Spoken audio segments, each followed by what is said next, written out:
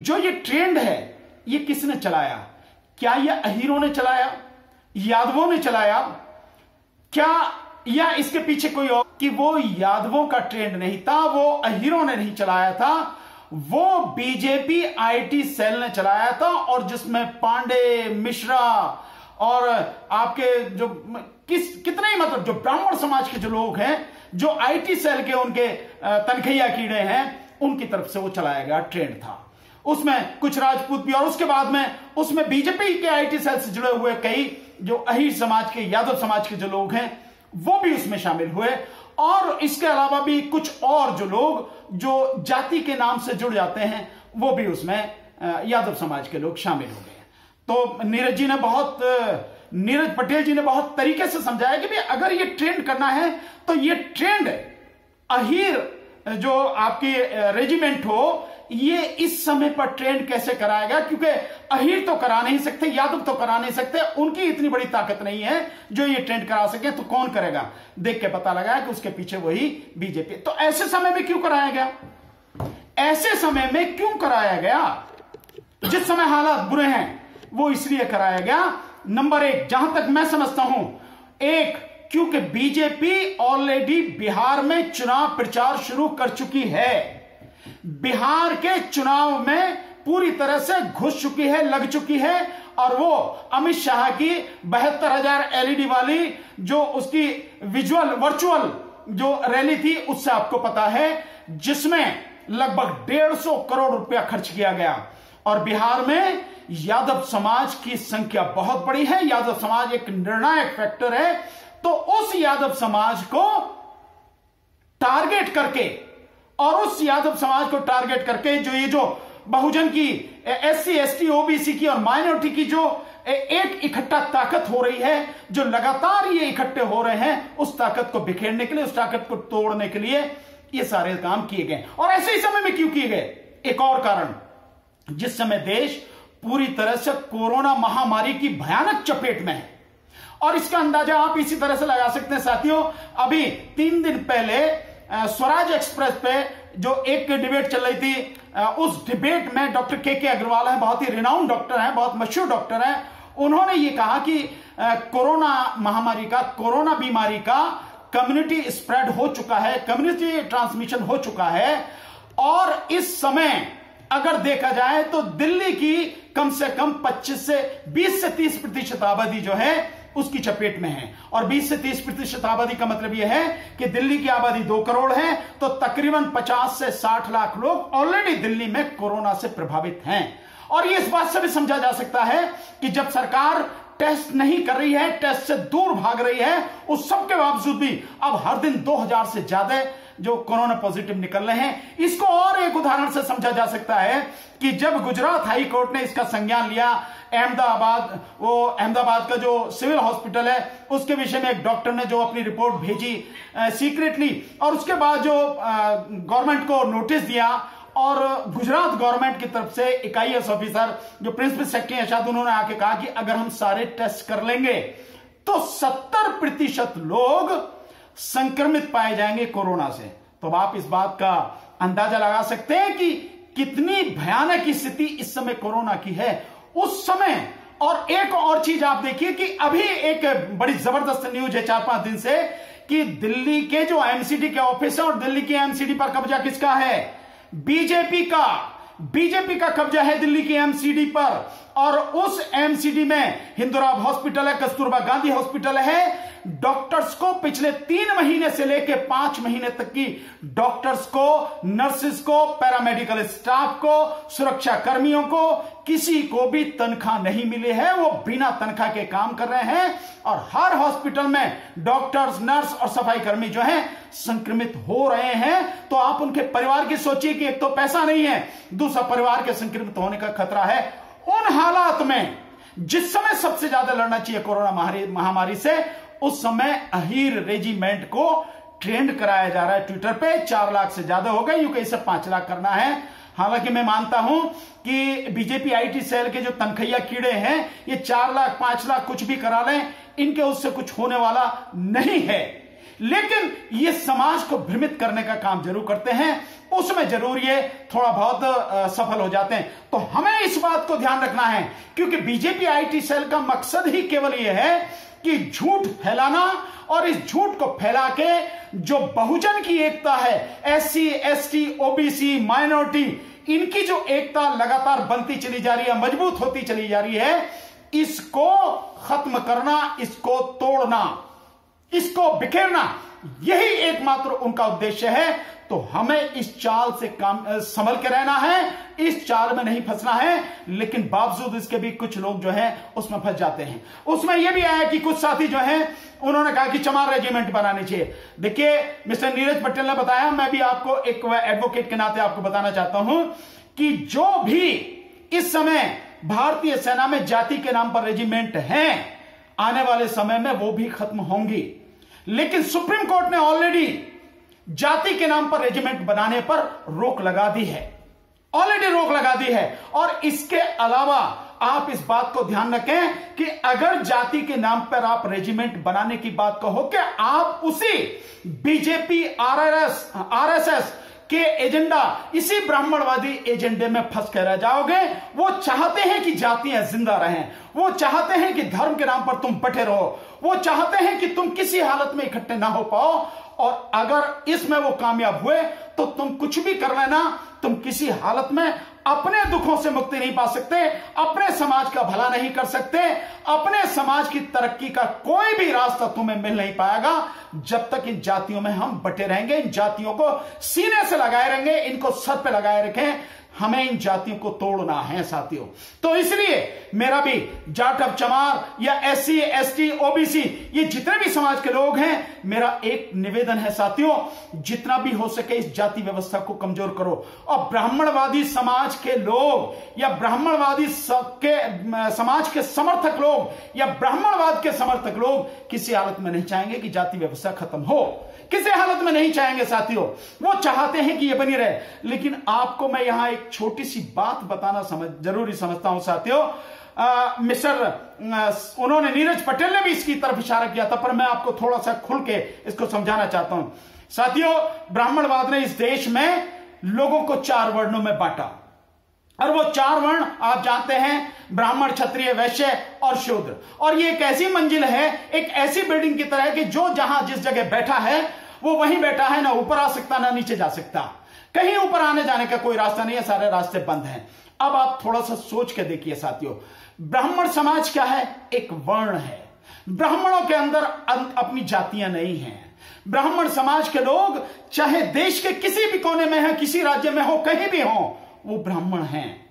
उनके गोत्र अलग हो सकते हैं, शर्मा हो सकते हैं, पांडे हो सकते हैं, मिश्रा हो सकते हैं, और त्रिवेदी हो सकते हैं, तिवारी हो सकते हैं, चतुर्वेदी हो सकते हैं, द्विवेदी हो सकते हैं।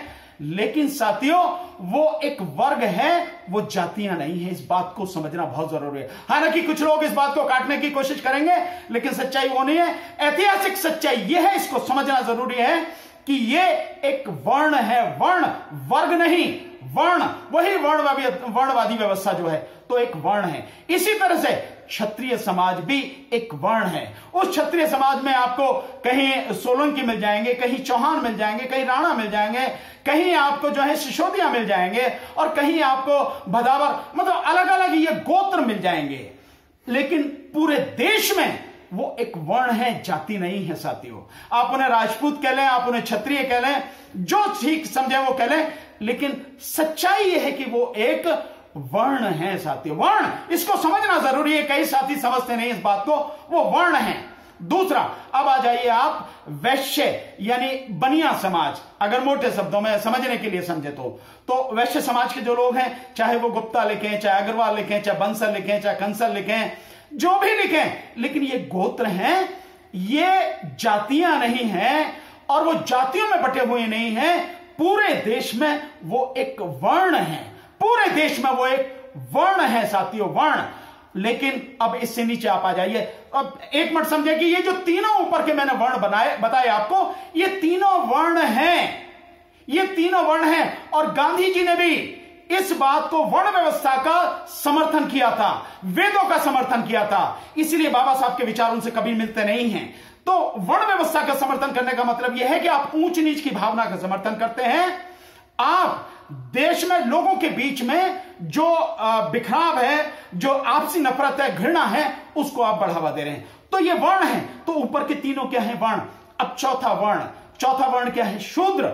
वो शूद्र समाज के जो लोग हैं उनमें ही जातियां हैं, उनमें और कुछ नहीं है। शूद्र वर्ण में जातियों के अलावा कुछ नहीं है। और शूद्र वर्ण को जातियों में इसी ब्राह्मणवाद ने बांटा। जो काम कर रहा उसको वही जाति का नाम दे दिया गया। आगे चलते चलते वो सब रूढ़ हो गया और आज सारा जो शूद्र समाज है वो जातियों में जी रहा है। और जब तक आप जातियों में जीते रहोगे ये ब्राह्मणवाद जीतता रहेगा, आप पर हावी रहेगा, आप पर हुकूमत करता रहेगा, सारे जो संसाधन हैं उनको अपने हाथ में लेके मौज लेता रहेगा।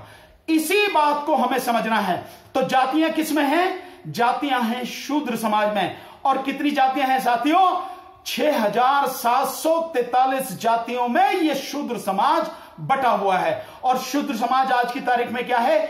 जितने भी एससी यानी शेड्यूल कास्ट यानी अनुसूचित जाति और एसटी यानी शेड्यूल ट्राइब्स यानी अनुसूचित जनजाति या जिनको आप आदिवासी कहते हैं, और ओबीसी यानी कि अदर बैकवर्ड क्लासेस यानी अन्य पिछड़ा वर्ग, जितने भी ये लोग हैं ये सारे के सारे शूद्र हैं। यह है सच्चाई। इसी सच्चाई को हमें समझना है। तो हमें भी एक, जब वर्ण व्यवस्था चल रही है, माने जा रहे, उसी पर सब कुछ हो रहा था, हमें एक वर्ण के नाम पर इकट्ठा होना बहुत जरूरी है।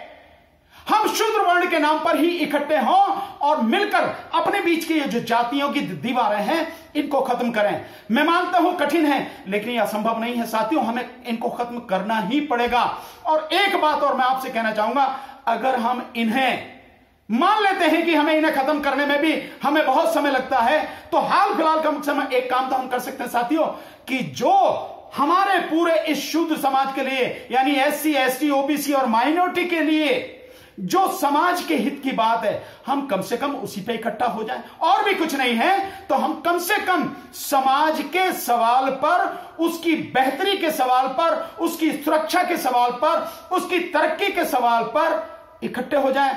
बेशक हम अपने अपने संगठन रखें, अपनी अपनी जातियों का अगर इतना प्यार है उसे रखें आप, लेकिन हम आपस में इकट्ठे हो जाएं।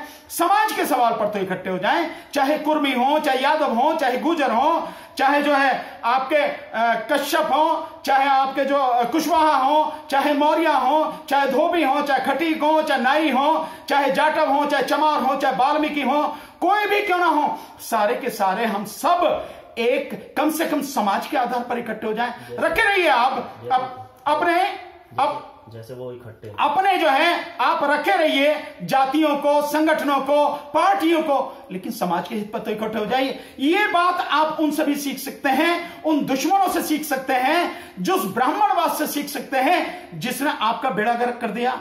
उन्होंने हनुमान को ही आदिवासी बना दिया कि आदिवासी भगवान है। आप नहीं समझते इस बात को, आप उनसे सीख नहीं सकते हैं क्या? उन्होंने अपने सारे मतभेद भुला के और सबको इकट्ठा कर लिया। और आप ये देख रहे हैं कि उत्तर प्रदेश में जिस तरह से एससी के, ओबीसी के लोगों पर लगातार अत्याचार, ब्राह्मणवादी मानसिकता के लोग, ब्राह्मण समाज के लोग और क्षत्रिय समाज के लोग जिस तरह से लगातार अत्याचार कर रहे हैं, उन्हें मार रहे, पीट रहे हैं, चाहे वो जौनपुर का मामला हो, चाहे रायबरेली का मामला हो, चाहे प्रतापगढ़ का मामला हो, कहीं का मामला हो, आप एक नहीं कितने ही उदाहरण हैं आप लगातार देख रहे हैं साथी। उनको देखिए आप। हम सबको क्या इकट्ठे होके अपने बीच की दूरी मिटा के इकट्ठा नहीं होना चाहिए। अगर हम जातियों से चुपके रहेंगे, जातिगत नेताओं से चुपके रहेंगे, तो आप मान लीजिए साथियों हमारा भला कभी भी नहीं हो सकता और हमारे विरोधी ब्राह्मणवादी मानसिकता के लोग हमेशा हमारे सर पर सवार रहेंगे, हमेशा हम पर हुकूमत करते रहेंगे।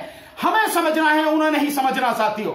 और हालात आप इस तरह से समझ लीजिए कि जब पूरी सरकार, चाहे किसी प्रदेश की सरकार हो, कोई भी हो, वो उनके साथ में है, आपके नेता चुप हैं, बिक गए हैं आपके नेता, नपुंसक हैं आपके नेता, और इसके साथ साथ में जो कोर्ट हैं वो उनके साथ हैं, सारे जो सरकारी संस्थाएं उनके साथ में हैं, तब आपको क्या करना पड़ेगा? आपको इकट्ठा नहीं होना पड़ेगा। और ध्यान रखिए, आपका इकट्ठा होना ही, आपकी ये इकट्ठी ताकत ही आपको बचा सकती है, तरक्की के रास्ते पर ले जा सकती है, आपको आपका हक दिला सकती है, अन्यथा आपको आपका हक मिलने वाला नहीं है। आप चाहे जितनी कोशिश कर लीजिए साथियों, तो समझना इस बात को है साथियों। इसी के लिए मैं बार बार लगातार मैं ये बात कह रहा हूं, कोशिश कर रहा हूं, और ऐसे जितने भी साथी हैं, चाहे नीरज पटेल हो या कोई और भी साथी हो, मैं उन सबके साथ में हूं और पुरजोर उनके इस मूवमेंट को मेरा समर्थन है साथियों, राष्ट्रीय जनहित संघर्ष पार्टी का समर्थन है। यह बात हमको समझना बहुत जरूरी है। इसलिए जो हमको बार बार बहकाया जाता है कि हमको उकसाया जाता है, उकसावे में नहीं आना। संवैधानिक जो स्थिति है उसको समझो आप साथियों, और जो कानूनी स्थिति है उसको समझो। जाति के नाम पर कोई रेजिमेंट नहीं बन सकती, तो ये सब कुछ जाल में फंसाने की चाल है। आप जाल में फंस जाएंगे, आप बिखर जाएंगे, बर्बाद हो जाएंगे। जाल में नहीं फंसना। और दूसरी बात साथियों, अब एक बात जो अभी रिजर्वेशन की चल रही है, देखिए मैंने एक बात आपको बहुत पहले भी कही थी, रिजर्वेशन के विषय में बहुत डिटेल में मैंने बताया था, आज फिर आपको मैं बताने की कोशिश करता हूं साथियों। अभी सुप्रीम कोर्ट का एक जजमेंट आया है, मेरे पास किसी अखबार की कटिंग मेरे किसी साथी ने मेरे फेसबुक अकाउंट पर भेजी है, मैंने उसमें देखा है कि सुप्रीम कोर्ट का यह कहना है कि आरक्षण मौलिक अधिकार नहीं है। बहुत अफसोस की बात है, बहुत दुख की बात है कि एक बार इसको कहने से पहले, डिसाइड करने से पहले सुप्रीम जो संविधान है उस संविधान को एक बार देख लेते, पढ़ लेते तो शायद पता लग जाता। संविधान के भाग 3 जो मौलिक अधिकारों से जुड़ा हुआ है, जिसमें अनुच्छेद 12 से लेकर अनुच्छेद 35 तक मौलिक अधिकार, उससे संबंधित सारी व्यवस्थाएं की गई हैं। और संविधान के अनुच्छेद 16(4) में बहुत स्पष्ट रूप से यह कहा गया है कि सरकार इस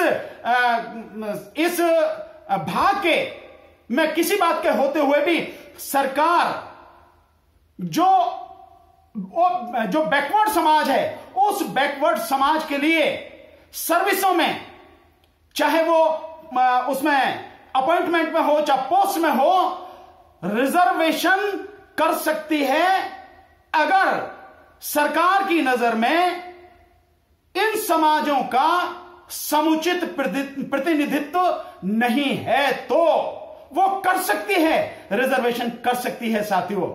और ये अनुच्छेद 16(4) क्या है? अनुच्छेद 16(4) मौलिक अधिकार के तहत है, फंडामेंटल राइट के तहत है, मूल अधिकार के तहत है। लेकिन जब सुप्रीम कोर्ट पर भी ब्राह्मणवादी मानसिकता हावी हो और उसके फैसले भी ब्राह्मणवादी मानसिकता के अनुसार ही आते हों, तब साथियों आप क्या करेंगे साथियों? तब तो यही फैसले आएंगे, इसी तरह के फैसले आएंगे साथियों। तो इसका मुकाबला आपको करना पड़ेगा। मैं लगातार कहता रहा हूं, बहुत पहले से कहता रहा हूं साथियों, मैं जड़ जानता हूं इस देश की न्यायिक व्यवस्था की। इस देश की आज की तारीख में तो न किसी सरकार, न किसी नेता और न ही किसी विभाग, और ये जो आपकी जो अदालत है, इनका न्यायिक चरित्र नहीं रहा साथियों। अगर न्यायिक चरित्र होता तो न्याय मिलता, न्याय किया जाता, लेकिन कहीं कोई न्याय नहीं है साथियों। फैसले आ रहे हैं और वो फैसले भी जो शोषित, पीड़ित, दलित, आदिवासी, मुस्लिम, ओबीसी समाज के लोग हैं, लगातार वो फैसले उनके विरोध में आ रहे हैं। आपको ध्यान है ना साथियों कि इकोनॉमिक आधार पर, यानी आर्थिक आधार पर इस सरकार ने 10% आरक्षण किया, जो 3 दिन में ही जो संसद से बिल पास होकर, साइन होकर सब कुछ हो गया। आर्थिक आधार पर 10% आरक्षण इस सुप्रीम कोर्ट में डाला गया। सुप्रीम कोर्ट ने स्टे नहीं किया। जब PIL डाली गई कि भाई ये गलत है, असंवैधानिक है, इस पर कम से कम स्टे कर दिया जाए, इसको सुना जाए, स्टे नहीं किया सुप्रीम कोर्ट ने और लेके डाल दिया, और उस पर कोई उसके एडवर्स कोई एक भी टिप्पणी नहीं की, और वो लगातार अभी तक ऐसे ही चल रहा है। उसको नहीं किया, क्यों? क्योंकि वो उनका था, क्योंकि वो उन्हीं ब्राह्मणवादी लोगों का था, उन्हीं मनीवादियों के लिए था, 10% वही सवर्ण समाज के लिए था। तो उस पर कोई एडवर्स जो है उन्होंने टिप्पणी नहीं की, उसको नहीं रोका। यह है मानसिकता, यह है सवर्ण मानसिकता जो देश की सुप्रीम कोर्ट पर हावी है। यह है मनुवादी मानसिकता जो देश की सुप्रीम कोर्ट पर हावी है। इसलिए न्यायिक चरित्र जो है उस पर बहुत बड़ा प्रश्न चिन्ह लग चुका है। जाति के नाम पर, जाति के आधार पर फैसले होते हैं, धर्म के आधार पर वहां फैसले होते हैं। तो मैंने बहुत पहले कहा था सुप्रीम कोर्ट तुम्हारी नहीं है।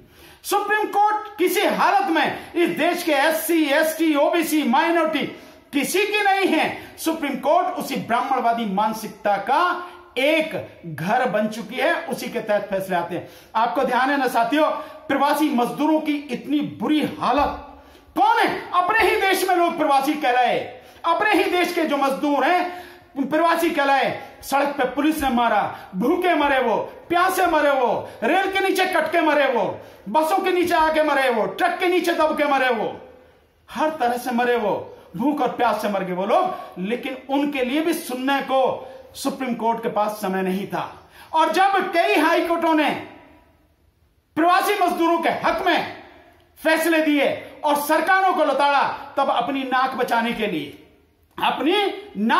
के लिए सुप्रीम कोर्ट ने, और वो भी तब जब कई वकीलों ने, सुप्रीम कोर्ट के कई वकीलों ने एक जबरदस्त कड़ी चिट्ठी लिखी, तब जाके जो है सुमोटो लेके और उन सारी जो है चिट्ठियां हैं उनको लेके सुप्रीम कोर्ट ने सुनवाई की। और पता है फैसला क्या दिया साथियों? फैसला दिया कि 15 दिन के अंदर अंदर इनको प्रवासी मजदूरों को घर पहुंचाया जाए। अब क्या पहुंचाओगे? वो तो पहुंच गए, ऑलरेडी पहुंच चुके हैं, तो उन्हें क्या पहुंचाना? तो ये सुप्रीम कोर्ट है आज की, और इस सुप्रीम कोर्ट से आप उम्मीद करते हो कि जो न्याय की बात करेगी, गरीबों के, शोषितों, पीड़ितों के हक में बात करेगी, फैसला करेगी, किसी कीमत पर नहीं करेगी। साथियों, इस चीज को समझना जरूरी है। इसलिए मैंने कहा आपको, जब सरकारें खत्म हो चुकी हैं गरीबों के लिए, मजदूरों के लिए, शोषितों, पीड़ितों, दलितों, आदिवासियों, ओबीसी और माइनॉरिटी के लिए, जब नेता आपके खत्म हो चुके हैं, जिस पार्टी में उस पार्टी के बंधुआ मजदूर बन चुके हैं, पूरी तरह से नपुंसक हो चुके हैं, आपकी आवाज नहीं उठाते, इतने भयानक संकट में कोई नेता किसी पार्टी का दिखाई नहीं दिया। केवल अपनी जाति की या जो मतलब SC, SC की, OBC की बात नहीं मैं कर रहा, किसी भी जो संप्रदाय का जो व्यक्ति है वो इस कोरोना काल में कहीं दिखाई दिया? नहीं दिखाई दिया। तो जब नेता पूरी तरह से खत्म हो चुके, सारी जो है सरकारी संस्थाएं पूरी तरह से खत्म हो चुकी, कोई संस्था सुनने को तैयार नहीं है, कोई न्याय के हित में बात करने को तैयार नहीं है, किसी का न्यायिक चरित्र बचा ही नहीं है, सब अन्याय करने पर तुले हुए हैं। और जब अदालत भी इसी श्रृंखला में शामिल हो गई हैं, तब आपके पास चारा क्या है? मैं आपसे जानना चाहता हूं। मैं तो जानता हूं कि रास्ता क्या है, चारा क्या है। तब आपके पास केवल एक ही रास्ता, जब चारों तरफ से आप घिर चुके हैं, जब चारों तरफ से गंदगी ही गंदगी है, गंद फैली है, जब चारों तरफ से सारे रास्ते बंद हो चुके हैं, तो क्या रास्ता है साथियों? एक ही रास्ता है, वो है जन आंदोलन। और मैं आपसे कहना चाहूंगा, रिजर्वेशन की मांग मत करो साथियों, इस सत्ता को अपने हाथ में लो, सत्ता को अपने हाथ में लेको। इस बीजेपी सत्ता को, या वो लोग जो शोषितों, पीड़ितों, दलितों, आदिवासियों, ओबीसी और माइनॉरिटी के खिलाफ सरकार में रहकर काम करते हैं, जिनका चरित्र ऐसा बन चुका है, उन सारी राजनीतिक पार्टियों को, उन सारी सत्ताओं को उखाड़ के फेंको, सत्ता को अपने हाथ में लेने का प्रयास करो साथियों। जब तक सत्ता हाथ में नहीं आएगी तुम कुछ नहीं कर सकते, केवल चीख और चिल्ला सकते हो, और इससे कुछ होता नहीं है। बोल तो मैं भी लगातार रहा हूं, लेकिन साथियों हमें इन सत्ता को हाथ में लेना है। और हमें यह ध्यान रखना साथियों, रिजर्वेशन की बात बंद करो। हम रिजर्वेशन नहीं, हमें रिप्रेजेंटेशन चाहिए, प्रतिनिधित्व चाहिए। यह देश हमारा है, जितना औरों का है उतना ही हमारा है। तो इस देश में रहने वाले जो भी लोग हैं, उन सबको प्रतिनिधित्व इस देश में मिलना चाहिए। अगर नहीं मानते जाति के आधार पर है तो ठीक, जाति और वर्ण के आधार पर ही सही, इस देश में प्रतिनिधित्व चाहिए, आबादी के आधार पर प्रतिनिधित्व चाहिए। और मैं दोहराना चाहूंगा बार बार इस बात को, जो मान्यवर साहब काशीराम जी ने कहा कि जिसकी जितनी संख्या भारी उतनी उसकी हिस्सेदारी। इस बात पर हमें लगातार इकट्ठे होकर, मजबूत होकर काम करना है। अब हमें प्रतिनिधित्व लेना है, और इसमें अगर जो है हमारे आड़े में जो सामने है सबके, सुप्रीम कोर्ट भी अगर हमारे रास्ते में आ रही है, हमारे रास्ते की बाधा बन रही है, हमारे आड़े आ रही है, तो कोई बात नहीं साथियों। जैसे एक सरकार है, जैसे पार्टियां हैं, जैसे सारे सामने जो सरकारी संगठन है, कोई बात नहीं, सुप्रीम कोर्ट भी सही, उसके खिलाफ भी जबरदस्त विद्रोह होना चाहिए। यह सड़क पर लड़ाई जन आंदोलन बनाने का हम सबको प्रयास करना पड़ेगा साथियों। अब कोरोना टाइम चल रहा, मैं मानता हूं कि ऐसी स्थिति है कि हम लोग बाहर नहीं निकल पा रहे हैं, लेकिन हम अपने फेसबुक के माध्यम से, हम व्हाट्सएप के माध्यम से, ट्विटर के माध्यम से, मैसेंजर के माध्यम से, अपने जितने भी हमारे पास में ये इंफॉर्मेशन के टूल्स हैं, इन सब के माध्यम से एक दूसरे से जुड़ के हम ताकत तो बना सकते हैं, ताकि जैसे ये कोरोना का संकट खत्म हो, हम लोग सारे मिलकर सड़क पर आए और इस लड़ाई को लड़ें। अब एक चीज कह के अपनी बात मैं खत्म करूंगा जो बहुत जरूरी है। रिजर्वेशन की आप बात कर रहे हो, रिजर्वेशन रहे कहां? रिजर्वेशन किसमें मिलेगा? सरकारी संस्थाओं में, जो सरकारी जो विभाग है उनमें सरकार में रिप्रेजेंटेशन मिलेगा ना साथियों। जब इस सरकार ने सब कुछ निजी हाथों में दे दिया, कुछ नहीं बचा इस सरकार के पास में, इस सरकार ने अपने पास कुछ नहीं रखा, सब कुछ निजी हाथों में दे दिया, और निजी हाथों में 99.9% रिजर्वेशन खत्म है ही नहीं। कोई अगर बहुत काबिल व्यक्ति उसको रख लिया तो अलग बात है, अन्यथा रिजर्वेशन उसमें है ही नहीं, और देगा भी नहीं कोई भी। क्यों देगा? क्योंकि सब कुछ तो उन्हीं सवर्णों के हाथ में है, ब्राह्मणवादी मानसिकता से पीड़ित लोग जो हैं उन्हीं के हाथ में हैं। तो आपको रिजर्वेशन क्यों देंगे? वो तो आपको अपने पैर के नीचे दबा के रखना चाहते हैं, मारना चाहते हैं, खत्म करना चाहते हैं। तो आप उनसे किस बात की आप उम्मीद रखते हैं? आप तो आपको मिलेगा नहीं।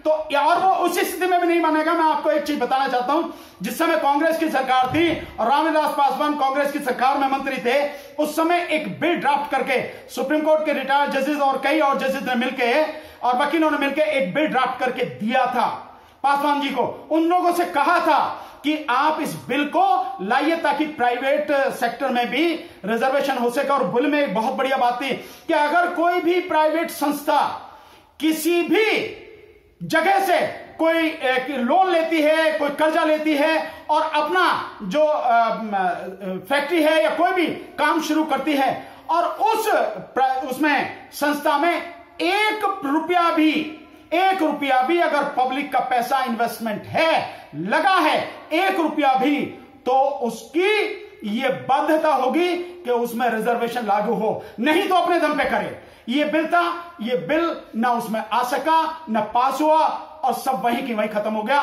तो आप इसकी बात जो है ना करें। दूसरा, एक जो अभी मैंने कल सुना भी है, मेरे एक साथी बता रहे थे कि पासवान जी ने कहा कि भाई इनको जो है, जो आरक्षण से संबंधित कानून है, इन कानूनों को नवी सूची में डाल दिया जाए, लेकिन मेरी सरकार में कोई सुन नहीं रहा, ऐसा मुझे किसी ने बताया। भैया अगर आपकी कोई सुन नहीं रहा तो क्यों बैठे सरकार में?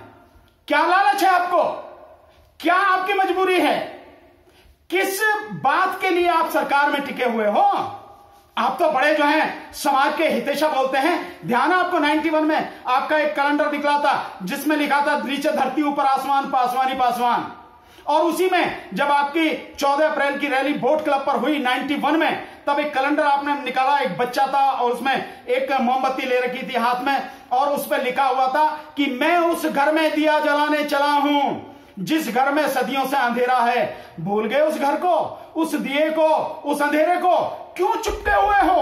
अगर सरकार तुम्हारी बात नहीं सुनती, सरकार तुम्हारी बात नहीं मानती, तो इस्तीफा देकर आओ ना सड़क पे, लड़ो सबके साथ में, जोड़ो समाज को, कंधे से कंधा मिला के चलो। पर नहीं है, नहीं आप कर सकते, क्योंकि आपको सत्ता का लालच है। सत्ता की जो मलाई है, जो चटनी है, वो आपको चाटनी है। उस मोह से आप बाहर नहीं निकल सकते, उससे उस मोह को भंग नहीं कर सकते। आपको चाहिए, वो स्वार्थ है आपका।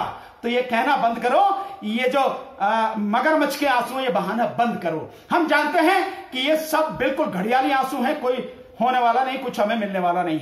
तो इस चीज को आप साथियों समझो कि कोई कोर्ट नहीं, कोई सरकार नहीं, कोई संस्था नहीं, कुछ नहीं, केवल हम ही को अपनी लड़ाई पूरी ईमानदारी से लड़नी है।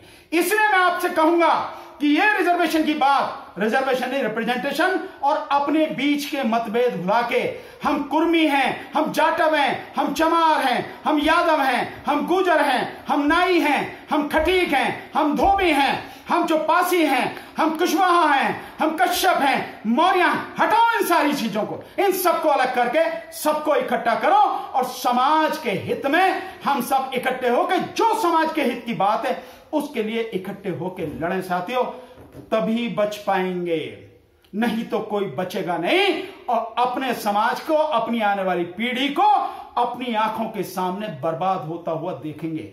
देखना चाहोगे साथियों? देखना चाहोगे साथियों? देखना चाहोगे साथियों इसको? नहीं ना। अगर नहीं देखना है तो मेरी बात को समझो, अधिक से अधिक लोगों को शेयर करो, चर्चा करो और इस बात को गांठ बांधो। हमारे अपने कोई भी बात विचार मत भिन्न हो सकते हैं, रहने दो उन्हें, समाज के लिए इकट्ठे हो जाएं। कहीं कुछ नहीं, सिर्फ समाज की बात करते हैं, समाज के लिए इकट्ठे हो जाते हैं, समाज के लिए इकट्ठे होकर लड़ते हैं साथियों, तभी बात बनेगी। इकट्ठे ही जिस दिन हम एक वर्ण बन गए, शूद्र बन गए, सारे के सारे जातियों में ना होके हम केवल शूद्र वर्ण बन गए, ये ब्राह्मणवादी व्यवस्था जड़ से उखड़ के फेंक जाएगी साथियों। इनका पता नहीं लगेगा कहां गए। यह है स्थिति। इस चीज को समझना जरूरी है। हम लोगों को, कोई करे ना करे, हम सबको मिलकर काम करना है साथियों। जो नहीं कर रहा उसको रिक्वेस्ट करो, आ जाए, बहुत अच्छी बात है। नहीं आए कोई शिकायत मत करो। जो साथी आ सकते हैं उनको साथ लो, जो साथी साथ चल सकते हैं उनका सम्मान करो। आ जाओ साथ मिलकर इसको करना है। तो ये सब, और हमें ये रोना धोना बंद कर देना चाहिए साथियों। मैंने जो आपको बताया कि जब सब कुछ निजी हाथों में सौंप दिया, यही बात मैं आपको दोहराना चाहता हूं। तो अगर हमें सबसे बड़ी लड़ाई लड़नी चाहिए, सड़क पे आके निजीकरण को पूरी तरह से तत्काल बंद कराना चाहिए। ये ठेका पिटता, ये कॉन्ट्रैक्ट पर जो लेबर रखी जाती है, सब कुछ इसको बंद कराना चाहिए। श्रम कानूनों को पूरा लागू करना चाहिए और श्रम कानूनों को और जो भी उसमें कमी हो गई है या उनको गड़बड़ किया गया उनको ठीक करके श्रमिकों की मजबूती के लिए, उनके पूरे मान सम्मान के लिए और उनकी सुरक्षा के लिए हमें वो काम करना पड़ेगा। तो साथियों, निजीकरण का हमें बहुत जबरदस्त विरोध करना है। जब सब कुछ चला जाएगा, जब सब कुछ बेच ही दिया जाएगा, क्या कर लोगे आप साथियों? कहां से रिजर्वेशन मिलेगा आपको साथियों? तो ये सब कुछ अपने हाथ में लेना पड़ेगा, सत्ता अपने हाथ में लेनी पड़ेगी, तभी ये गंदगी साफ होगी साथियों। अब एक छोटी सी बात जो मेरे बिहार के साथी हैं, वैसे पूरे देश के साथियों से मैं ये निवेदन करना चाहता हूं, बहुत छोटी सी बात, 2 मिनट में खत्म करूंगा साथियों। देखिए, आने वाले अक्टूबर नवंबर में जिस तरह की गतिविधियां चल रही है, बीजेपी ने जो शुरू कर दिया, तो ऐसा लगता है कि अक्टूबर नवंबर में ही बिहार के चुनाव होंगे। ये सारी तैयारी उन्होंने शुरू कर दी है।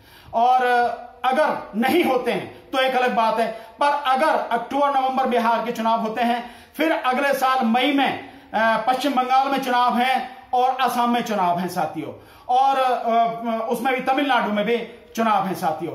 इन सारी चीजों को देखते हुए हमें ईवीएम का विरोध करना है साथियों। इसके लिए मेरी आपसे एक रिक्वेस्ट है साथियों, आप ऊपर जो एक पेज लीजिए, हमें 2 तरह से काम करने हैं। मैंने कहा था आपको कि हम बिहार में चुनाव नहीं होने देंगे ईवीएम से।